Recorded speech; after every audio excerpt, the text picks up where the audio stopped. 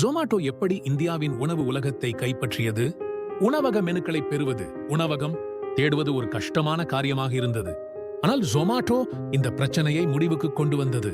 2008இல் தீபிந்தர் கோயல் மற்றும் பங்கஜ் சடா தங்கள் சக ஊழியர்கள் உணவகங்களை தேடுவதில் சிரமப்படுவதை கவனித்து ஃபூடிபே என்ற இணையதளத்தை தொடங்கினர்.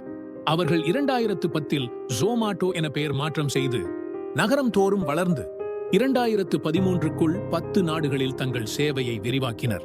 பின்னர் மிகப்பெரிய மாற்றம் 15இல் ஏற்பட்டது. ஜொமாட்டோ உணவு டெலிவரி சேவையை அறிமுகப்படுத்தியது. இனி வெறும் மெனுக்கள் அல்ல, உணவும் உங்கள் வீட்டிற்கே. 19க்குள் ஜொமாட்டோ போட்டியாளர்களை வீழ்த்தி இந்திய உணவுத் தொழிலில் ராஜாவாக ஆனது. 2020இல் கொரோனாவால் உணவகங்கள் மூடப்பட்டன, ஆர்டர்கள் குறைந்தன. ஜொமாட்டோவின் எதிர்காலம் கேள்விக்குறியாகிவிட்டது. ஆனால் அவர்களுடைய மாற்றம் செய்தார்கள். ஜொமாட்டோ கோல்ட் மளிகை பொருட்கள், கான்டாக்ட் இல்லாத டெலிவரியை அறிமுகப்படுத்தினர். 21இல் இந்தியாவின் முதல் உணவு டெலிவரி IPO-வாக ஆனது. கற்றுக்கொள்ள வேண்டியது: வேகமாக மாறுங்கள், இல்லையெனில் பின்னால் நின்று விடுவீர்கள். மேலும் ஸ்டார்ட் அப் கதைகள் வேண்டுமா?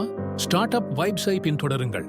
இது ஸ்டார்ட் அப் வைப்ஸ், உங்களுக்கு பிடித்த ஸ்டார்ட் அப் கதைகள்.